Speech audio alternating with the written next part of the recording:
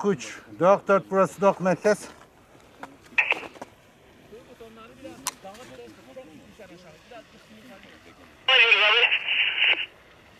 Yukarı doğru gelin, yukarı doğru. 5 metre arayla.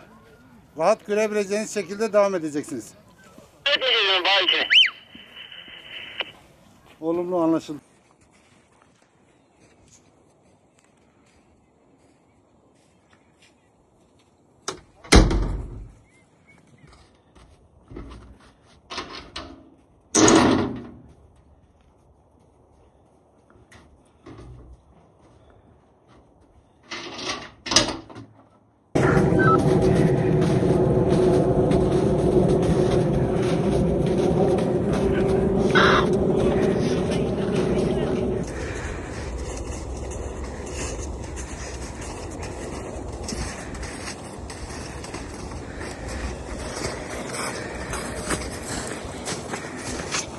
Burada mı?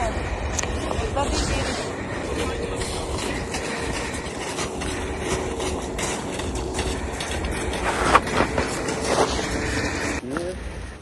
Bak kapı vermiş.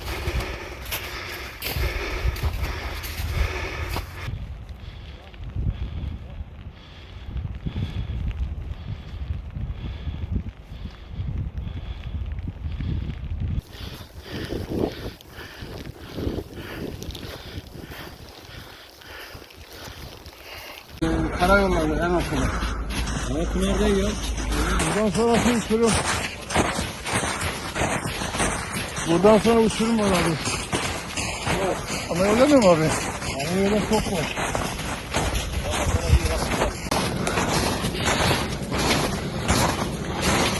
Abi sesi duymak mutlu etti.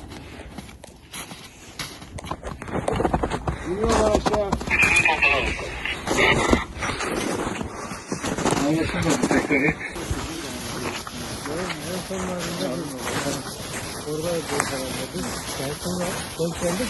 Her şeyde belki biz görevde daha olabilir. Seni görmüş mü?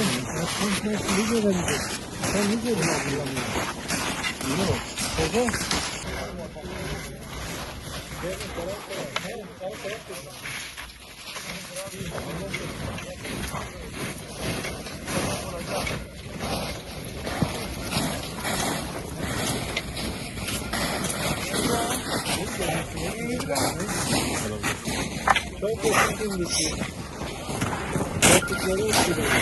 Dikkat et.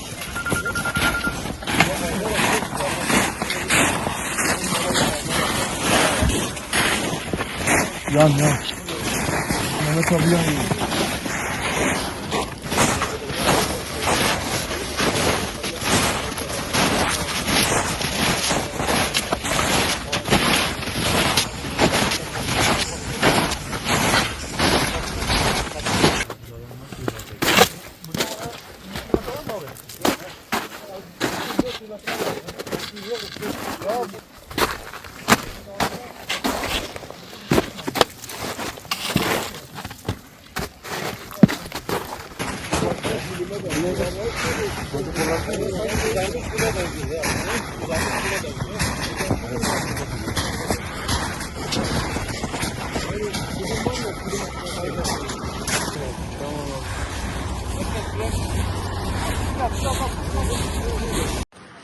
Yürü.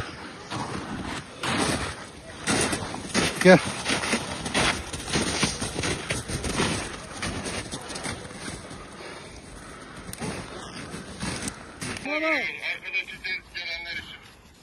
Olumlu anlaşıldı, tamam.